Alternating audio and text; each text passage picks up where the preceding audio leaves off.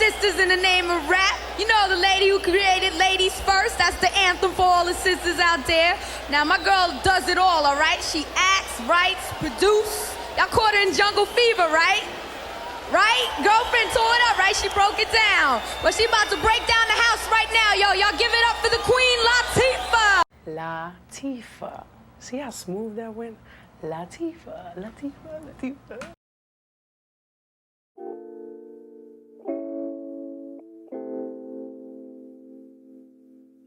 Hello everyone, welcome back to The Dro Show, and thanks for checking out the brand new hip-hop documentary featuring the one and only multi-talented MC, actress, singer, and model Queen Latifah.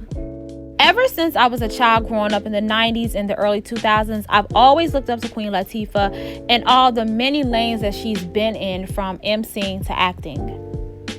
I mainly created this to discuss her career in hip-hop because I feel like a lot of times that gets overlooked or people just forget about it, and how it shaped the culture for women in the rap industry to progress outside of music. Without a doubt, Latifah was definitely the first major femcee to break into the mainstream and showcase herself as a multidimensional figure in and outside of the arena of hip-hop. Nowadays, a lot of people, especially in the younger generations, tend to look at women like Nicki Minaj, Megan Thee Stallion, Doja Cat, and others who are snagging brand deals with makeup companies, fashion brands, and even modeling as the girls who started the movement of female rappers branching outside of music. Even before the women of the 2010s and current decade, femcees like Lil' Kim, Missy Elliott, and Eve were doing the same. They appeared in movies, worked with high fashion brands. Eve even had her own television show and a fashion brand called Fetish. But before any of these ladies were able to rock mics and then eventually rock out fashion shows, the person who broke the door down was Queen Latifah.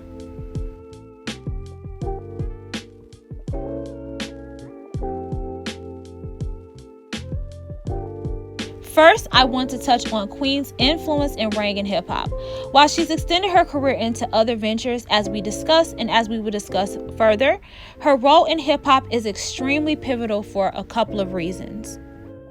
Number one, it's important that her impact is remembered and acknowledged because she was one of the major players in the 1980s era that set the foundation for later rappers and MCs to flourish past and present. Secondly, Latifah, like many of her peers at the time, brought forth a voice of activism through the new genre called hip-hop. But hers was from a young black woman's perspective, speaking on subjects from love, crime, and safe sex to grief and upliftment.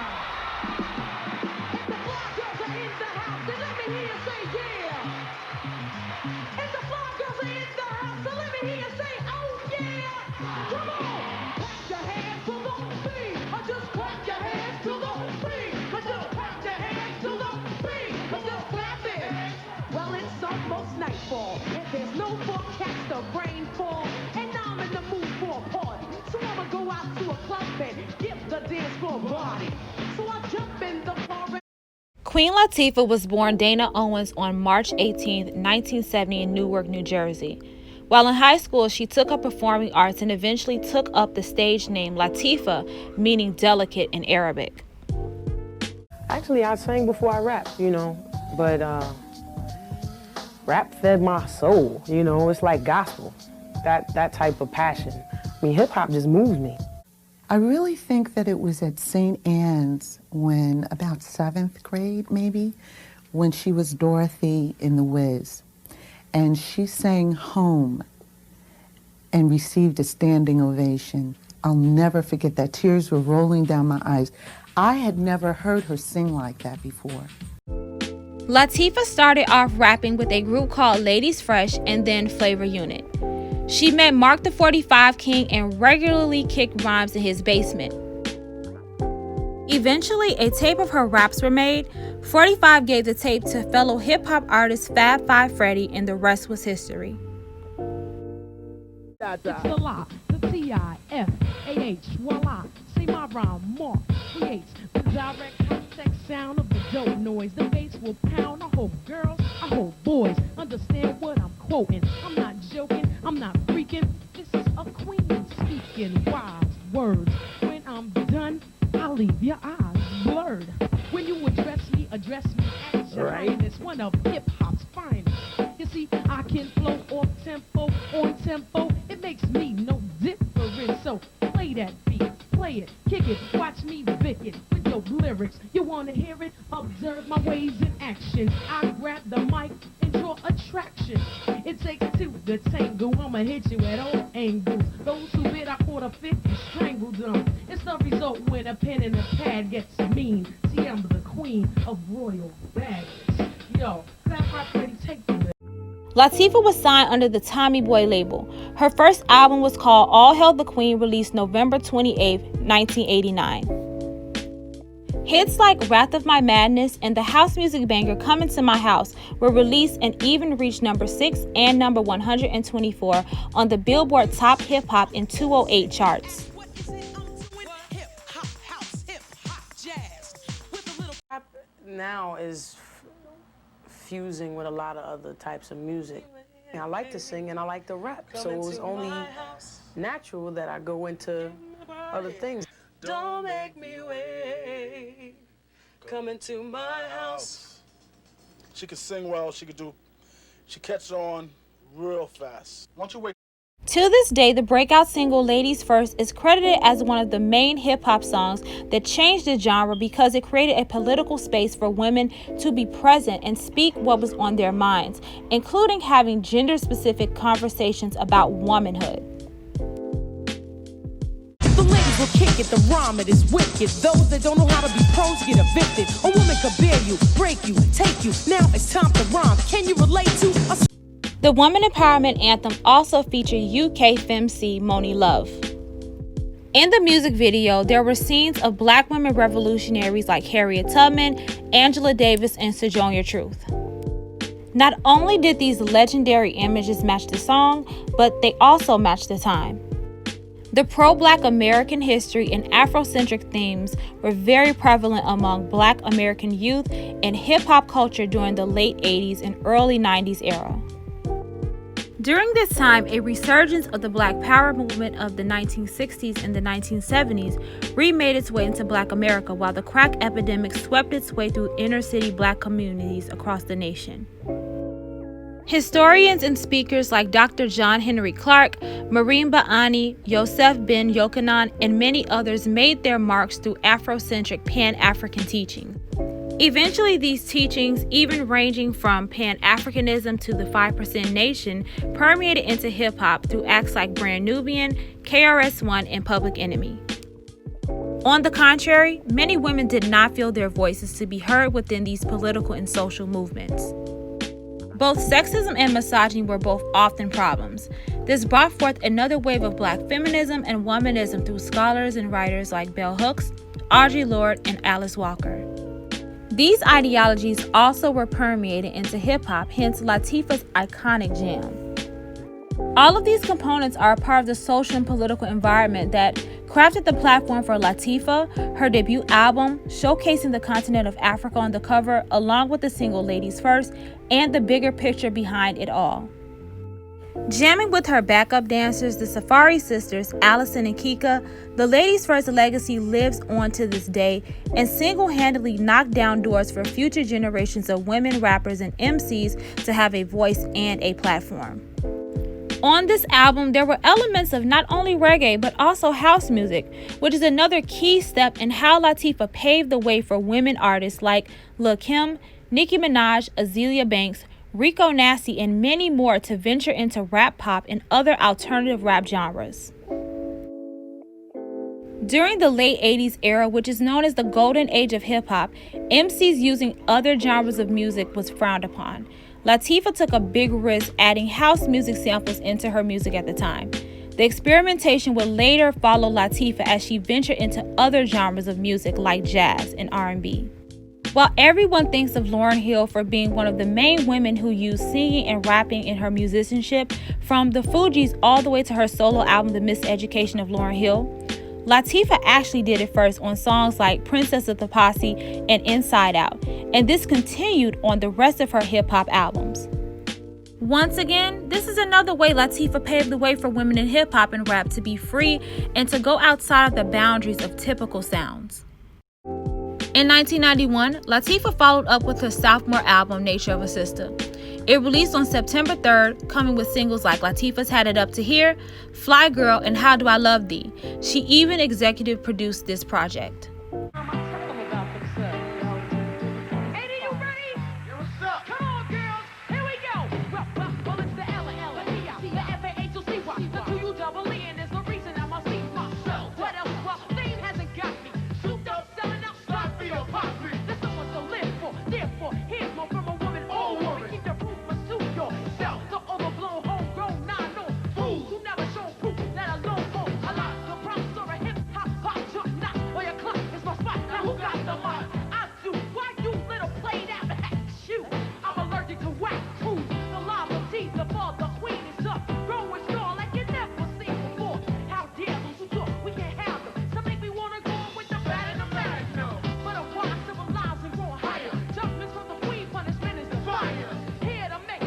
After the tragic death of her brother Lance Owens in 1992, Latifah took it to the studio to create Black Rain, which ended up selling over 1 million records and was her first platinum album released in 1993.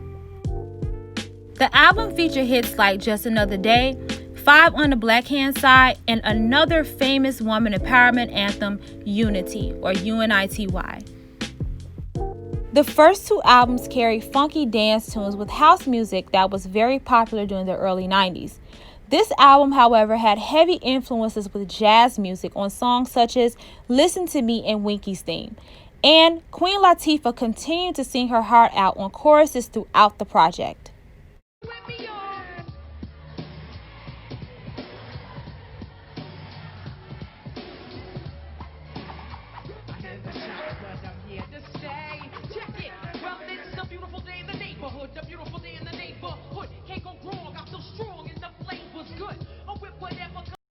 Despite the positivity, Latifah even dissed Queens New York MC Roxanne Shante on the first verse of her song, I Can't Understand. The jazzy tune was a response to Shantae's song Big Mama from her 1992 album The Bitch Is Back, where the femcee busted shots at Latifah, Moni Love, MC Light, Sparky D, Yo Yo, and others. Yo, I'ma start calling off names. First up is Latifah. You roll up and I'ma smoke that ass like reefer. Cause you ain't never in life been a star to me. So the fuck out trying to go R&B. Now that shit is shady. You say ladies first, well I'm the first lady.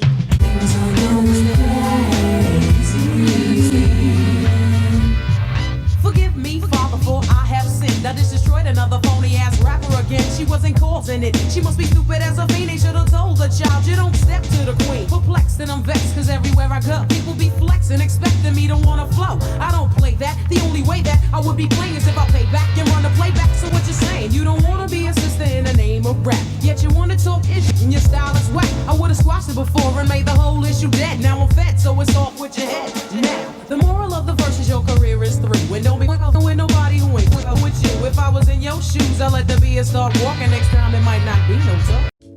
Despite Latifah's Afrocentric style and pro-woman anthems, she was no coward when it came to dissing on wax. Let's quickly cover another famous beef. In 1996, Latifah was featured on the Set It Off soundtrack and collaborated on a song called Name Calling alongside Brooklyn femcee Queen Pen. The duo dissed rapper Foxy Brown, who accused both of them of trying to hit on her, and expressed her frustrations on a freestyle called 10% Diss. And you mad rapper bitches, cause I'm half your age. Feel like 8 balls on some shit that'll double your pay. Y'all confused ass chicks, now you straight or you gay. Now that's your business. You like pussy, ain't no more to say. That's some bullshit, it's not a gon' get more sick. With my dog shit harder in, talk more shit. Debut at #1, never second to shit. Y'all know I'm about that dough, I ain't stressing that shit. We double platinum on y'all bitches on some R&B shit. Now I got the flip on y'all hoes and take it back to the store. Name calling hasn't fallen into what I'm running. I wouldn't diss another sister unless she had it coming. Name calling hasn't fallen into what I'm running. I wouldn't diss another sister unless she had it coming. Name calling hasn't fallen into what I'm running. I wouldn't diss another sister unless she had it coming. Name calling hasn't fallen into what I'm running. I wouldn't diss another sister unless she had it coming. Hold my Heineken patchy, I'm about to get you chalked. Bitches that think they hard get snuffed, fuck a bodyguard. They need to shut the fuck up or step to me. All they could do is be don't know I'm nice with these. You paid the price with these. Come by this Pisces, your life cease. You couldn't see me if you looked at my life like Mary. Your style is cheesy. How you want beef? You dare.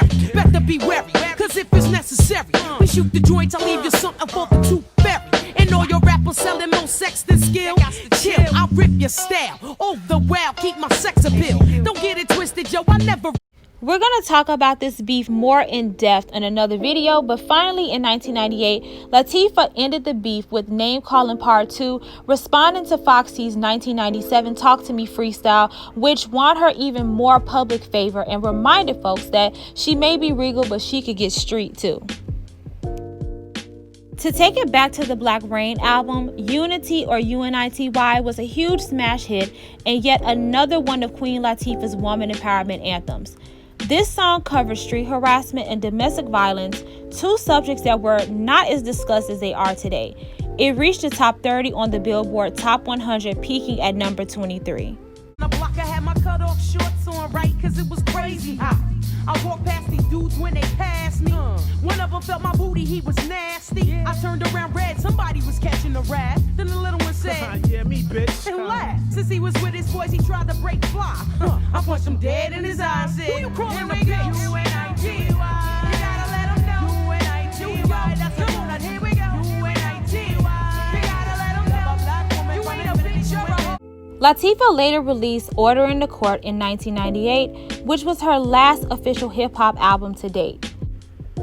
The album was dedicated to Tupac Shakur and the Notorious B.I.G., who were both slain in 1996 and 1997. On her song Life, she recollects on her beef with Foxy Brown and sees how foolish feuding is and even celebrates Black family and community on Black love. She even dabbles into Afrofuturism in the music video Bananas. Turn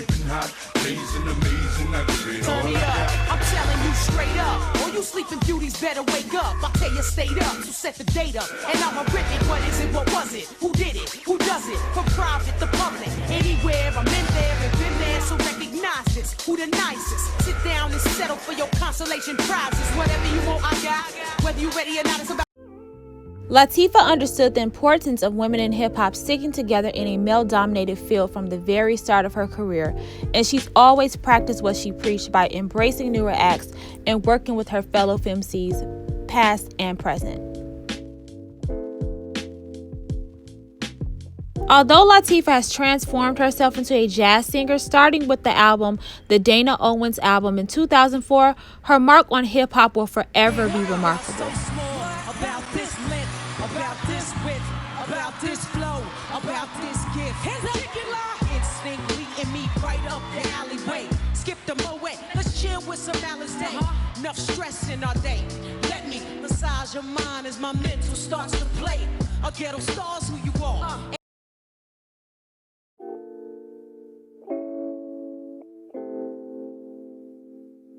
I don't choose between music and acting. They're two different things that satisfy me in two different ways.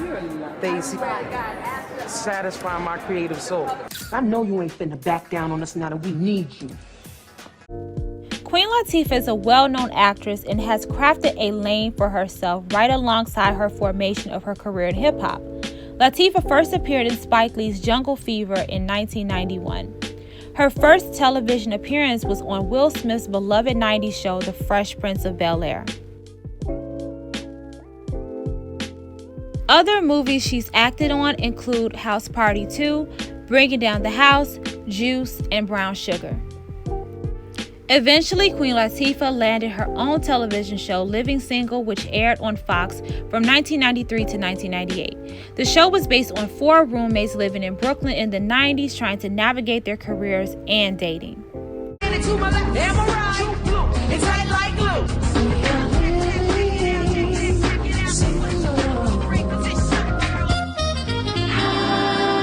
Latifah's most groundbreaking role was the 1996 film Set It Off, which is an absolute cult classic among urban audiences. This role showed her to be a very serious actress with a range outside of comedy and small roles. In 2002, Latifah was even nominated for an Oscar for her performance as matron Mama Morton in the Roaring Twenties musical Chicago, where she even finessed her singing skills in a Broadway fashion. Till this day, Latifah continues to act, and her stepping into the acting arena has given so many opportunities to women like Lil' Kim, Eve, Nicki Minaj, and plenty other your faves to try their hands in acting and soaring outside of the booth.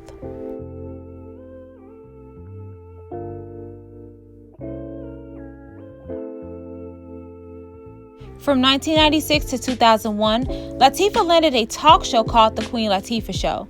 It was revamped in 2013, but it only lasted until 2014. Despite the short-lived shows, an accomplishment and a stamp on daytime television rooted from hip-hop was still marked. Latifah is even a producer for films and television shows alike, such as The Rap Game and the Clark Sisters' First Lady of Gospel.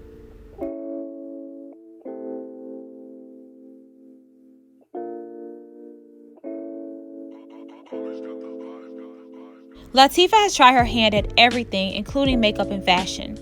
In 2006, she became a brand ambassador with drugstore cosmetics giant CoverGirl, but she was also dissatisfied with how, in her words, ashy the makeup made Black women look.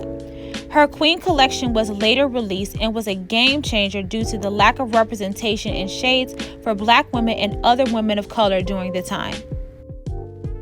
In 2011, she landed a clothing line with HSN called the Queen Latifah Collection, cultivated for curvy women, and she also has a fragrance out called Queen.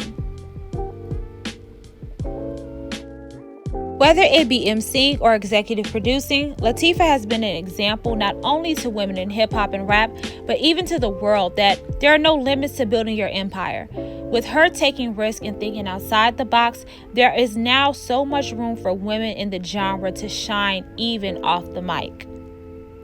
I want to thank you guys so much for checking out this documentary on Queen Latifah. Thank you guys for the support, for the likes, for the shares, and stay tuned because I have so many other people that I want to discuss, and it's going to be so exciting. Thank you guys so much. Be sure to like, share, subscribe, and also follow me on social media at 3_DRO 2_, and that's for Twitter and Instagram. Again, thank you guys so much for the support. Be blessed. Bye-bye.